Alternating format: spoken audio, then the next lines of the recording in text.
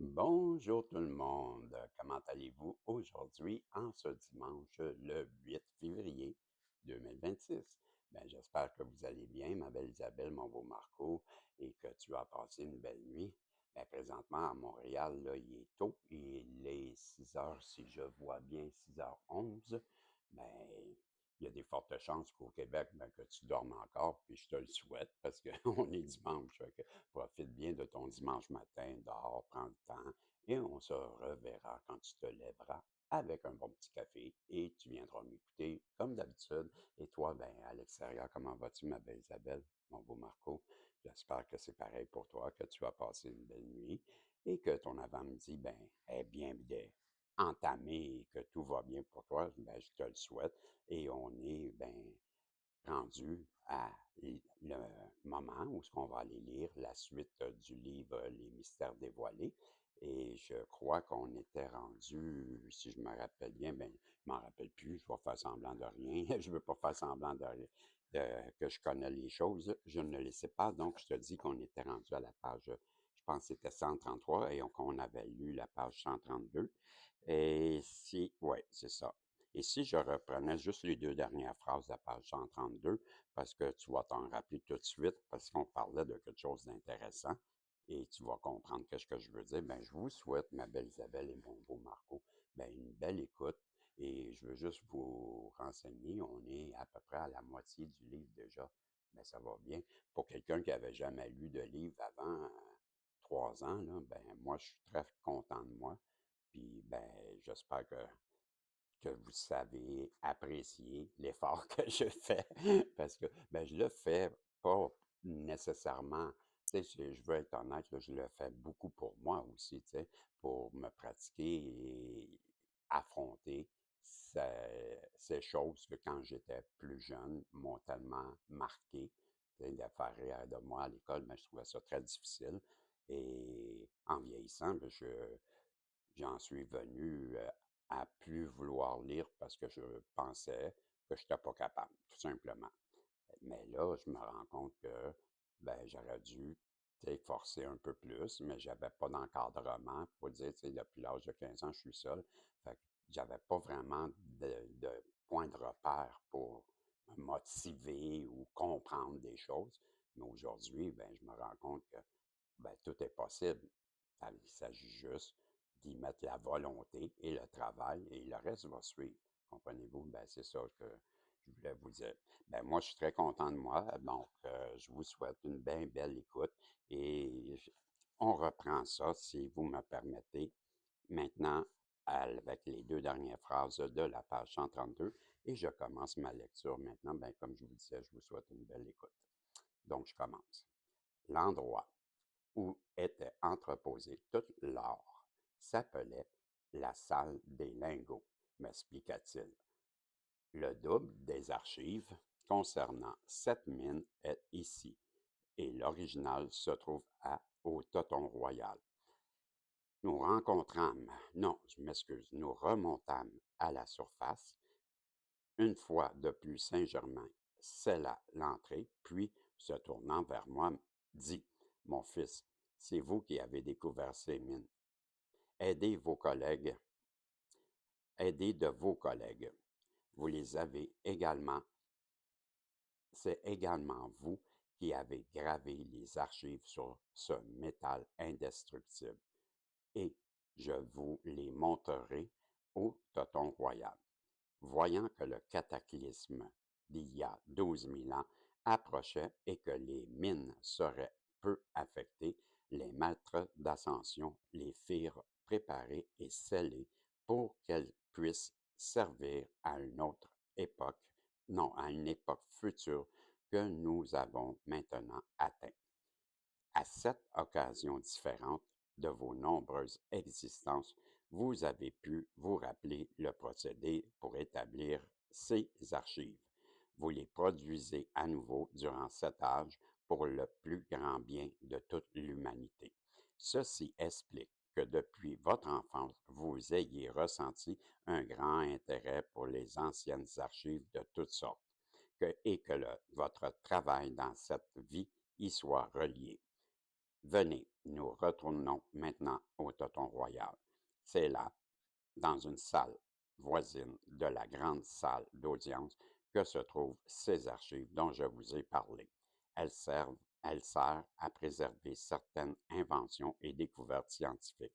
La salle que nous avons visitée lors de notre dernier passage contenait uniquement les archives de diverses civilisations. Retournant à la retraite, nous entrâmes cette fois-ci par l'ascenseur comme à notre première visite. En le quittant, nous franchîmes la seconde porte à droite de l'entrée et elle donnait directement dans la salle des archives scientifiques qui mesurait environ 20 mètres de long et 12 de large et 5 de haut. Tous les murs, les plafonds, le plancher étaient recouverts de ce même métal blanc indestructible dont était fait le rayonnage et les coffrets. Saint-Germain en sortit un et me tendit l'archive que j'avais établie sur la mine de diamants. J'étais encore capable de la lire, mais cette fois-ci, il me dit d'appeler l'être suprême qui est en moi de façon à le laisser me révéler toute la connaissance dont je possédais à cette époque. L'archive décrivait clairement, mais succinctement, l'histoire de la découverte et l'exploitation de la mine. Il me tendit une seconde tige sur laquelle était gravée l'histoire complète de cette mine d'or. Maintenant que vous avez vu la preuve physique de ce dont je vous ai parlé, donc, dit-il, je veux que vous sachiez que je ne vous dirai jamais rien que je ne puis prouver. C'est là qu'il se tourna vers moi, son regard pénétrant me traversa tout le mental et tout le corps, et il me traversa tout le mental et tout le corps. Puis il continua, mon fils, vous avez bien agi, vous êtes calme et serein après avoir vécu ces expériences. Beaucoup dépend de votre prochaine étape. Centrez toute votre attention sur l'être suprême, maître de tout, qui est en vous, et n'oubliez pas de la garder là. Ben, je reprends. Centrez votre attention sur l'être suprême, maître de tout, qui est en vous, et n'oubliez pas de la garder là. À la lumière de ce qui arriva plus tard, ce fut vraiment une bonne chose qu'il m'eût fortifié de cet avertissement. Après m'avoir fait cette mise en garde, il traversa la salle d'audience et nous nous dirigeâmes vers la grande porte de bronze du mur ouest sur laquelle il posa sa main. Le panneau s'éleva lentement, puis se referma derrière nous. Je figeais sur place, totalement stupéfait de voir ce que les yeux d'humains, de voir ce que des yeux humains ont très rarement eu la permission de contempler. Je restais sans bouger tant ce que je voyais était beau et merveilleux. À environ 4 mètres devant moi se dressait un bloc d'onyx blanc comme neige, ayant 90 centimètres de hauteur et 40 centimètres de côté. Sur ce bloc était posée une sphère de cristal remplie de lumière incolore, constamment en mouvement, à l'intérieur de laquelle des points lumineux jaillissaient en tous sens. La sphère irradiait continuellement des rayons aux couleurs prismatiques jusqu'au moins 15 centimètres de la surface. Elle paraissait faite d'une substance vivante, car le scintillement était parfaitement ininterrompu. De la sphère en cristal jaillissait 3 panaches de flammes. Le premier était de couleur or, en fusion. Le second était rose et le troisième était bleu électrique. Les 3 flammes avaient au moins 90 centimètres de hauteur. Le sommet de chacune de ces sections se repliait constamment comme une plume d'autruche, avec grâce et beauté. Le rayonnement qui émanait de cette sphère superbe remplissait toute la pièce, produisant la sensation d'une énergie électronique qu'aucun mot ne peut décrire. La lumière, la vie et la splendeur de cette scène dépassent simplement toute possibilité humaine de description. Nous traversâmes la salle. Il y avait là, placés côte à côte, trois sarcophages de cristal contenant chacun un corps humain. Une fois plus près, mon cœur cessa presque de battre. À l'intérieur de ceux-ci se trouvaient les formes que Lotus, notre fils et moi-même avions utilisées lors de notre existence antérieure. Je l'ai reconnu aussitôt parce que Lotus ressemble beaucoup à ce corps. Celui de mon fils et le mien présentaient des traits plus réguliers et plus parfaits. Ces trois corps avaient la perfection du type ressemblant un peu à l'ancien grec. Ils paraissaient en vie, seulement endormis. Leurs cheveux dorés étaient ondulés.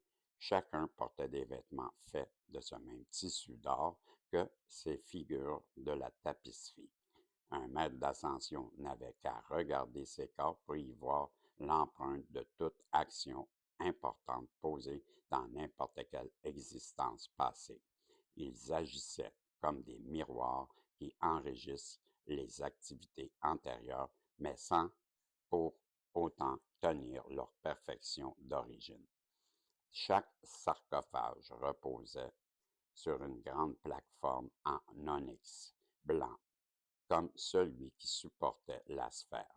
Chacun, non, sur chacun d'eux, il y avait un couvercle de cristal qui s'ajustait parfaitement dans une rainure périphérique, mais sans être scellé. Donc, je reprends la dernière phrase, là, parce que j'ai eu une hésitation. Sur chacun d'eux, il y avait un couvercle de cristal qui s'ajustait parfaitement dans une rainure périphérique, mais sans être scellé. Sur chaque couvercle se trouvait une étoile à 7 branches placée juste au-dessus du milieu de la poitrine. Sur cette étoile étaient dessinés 4 hiéroglyphes. Juste au-dessus du sommet de la tête, il y avait une étoile à 6 branches. Sur le côté, juste sous les épaules, il y avait 2 mains jointes. Et plus loin, en direction des pieds, se trouvait un flambeau allumé, placé de façon à ce que la flamme touche le couvercle du sarcophage. Cette flamme restait dorée indépendamment des couleurs de la lumière dans la salle. Et de l'autre côté, il y avait sous les pieds une étoile à 5 branches. Tous ces emblèmes étaient repoussés et paraissaient incrustés dans le cristal. Ces corps, m'expliqua Saint-Germain, ont été vôtres durant l'existence où vous avez tous les trois quitté la Cité d'Or pour pour rendre un service spécial. Ce que vous avez alors vécu fut épouvantable, mais tellement de bien fut fait durant cette vie. Un grand être cosmique se manifesta et donna l'ordre de préserver ces corps jusqu'au moment où vous feriez votre ascension et rejoindriez la Cité d'Or. Il donna toutes les instructions pour leur préservation et ils furent fidèlement suivis comme vous le voyez.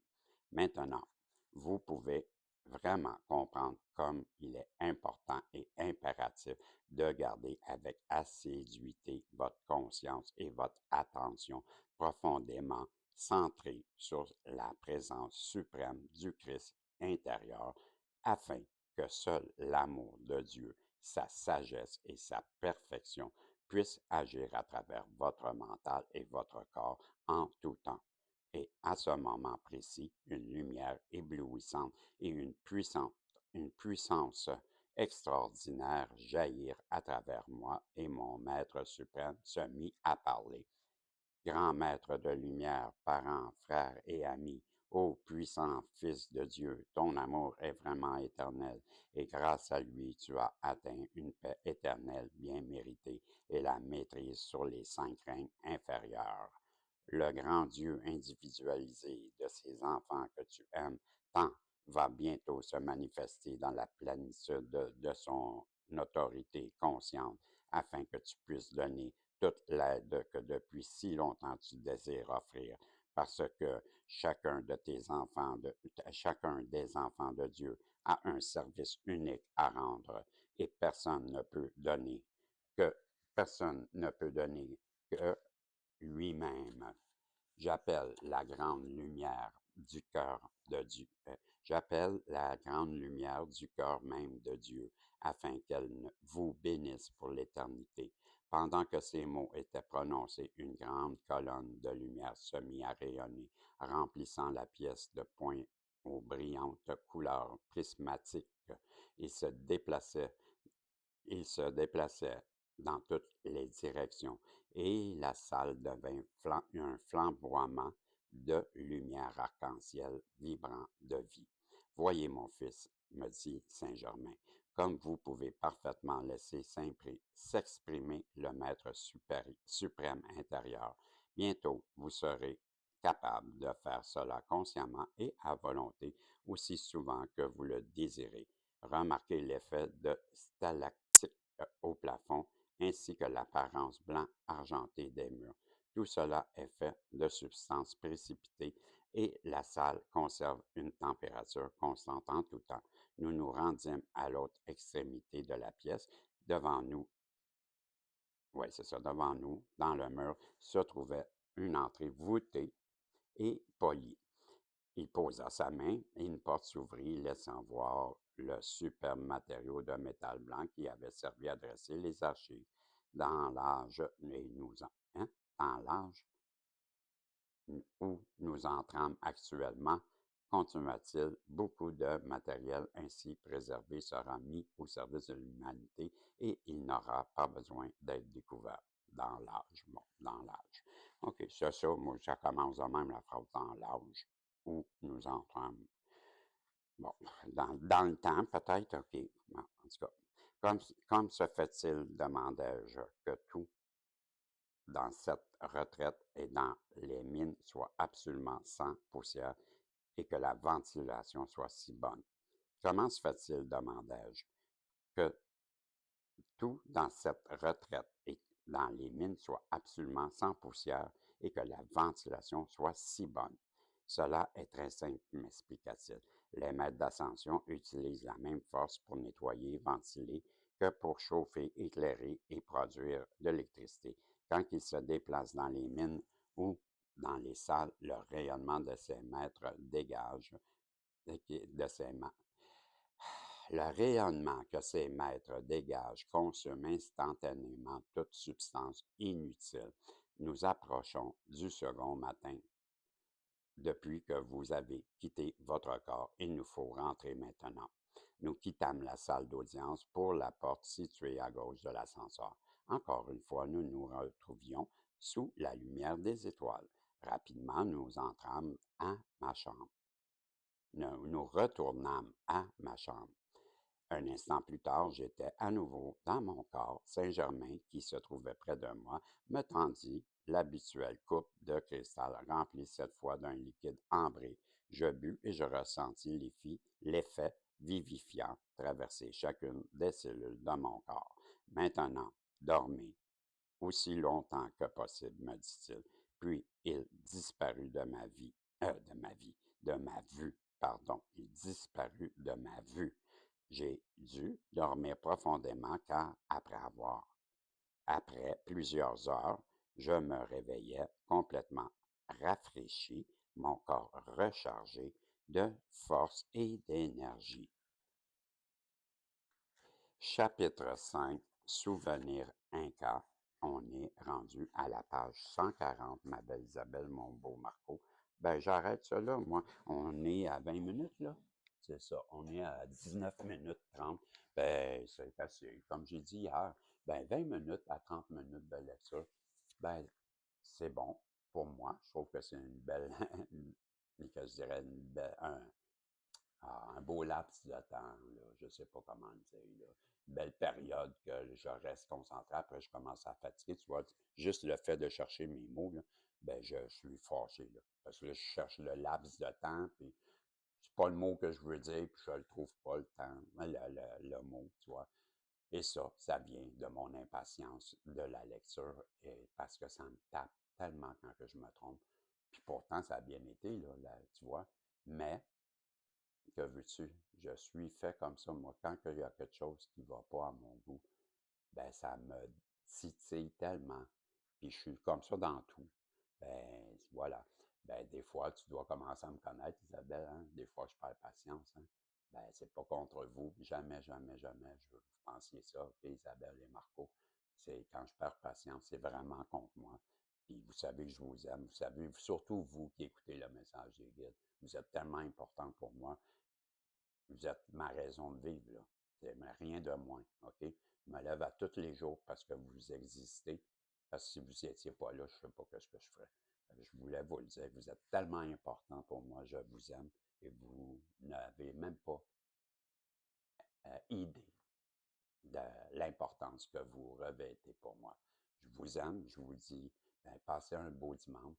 Et ben, je vais faire la lecture tout de suite là, du message des guides pour ce soir parce que hier, je ne l'ai pas fait et tu vois, ben, en fin de journée, il est arrivé des petits pépins à cause de mon millimémo et je n'ai pas pu, ben, j'aurais pu. Ça m'aurait fait 8 vidéos, mais quand j'arrive à 8 vidéos, ben, faut que j'attende 24 heures que la première vidéo de la veille, mettons comme hier, c'était samedi, ben, ma première vidéo, si je l'ai publiée à 6 heures du matin, ben, quand je vais faire ma 8e vidéo le soir, ben, le lendemain, dimanche, un matin, ben, il faut que j'attende jusqu'à 6 heures du matin avant d'en publier une.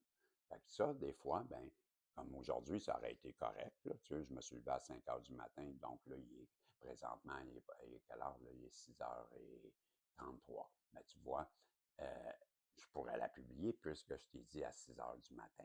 Bon, ça va. Mais si je me lève à 3 heures du matin, puis je veux te faire la lecture, ben, je vais être obligé d'attendre à 6 heures du matin, et c'est ça que je veux pas. C'est juste pour ça que j'ai pas fait hier le message des guides en prolongation. Je ne me ferai pas reprendre parce que pour moi, c'est ça l'important, c'est le message des guides. Honnêtement, là, je ne ferai que ça. Je vais vous avouer, là, moi, là, les voyances, là, ben, ça m'importe peu. OK? Ce qui m'importe, ben, c'est le message d'amour et c'est vivons en amour. Moi, c'est ça qui m'importe et c'est là-dessus que je travaille. Donc, voyez-vous, ben, c'est pour ça que je dis, je ne me ferai pas reprendre. Je vais tout de suite faire le message des guides en prolongation et je vais toujours fonctionner de même. Pour moi, c'est ça le plus important et les voyances, c'est secondaire.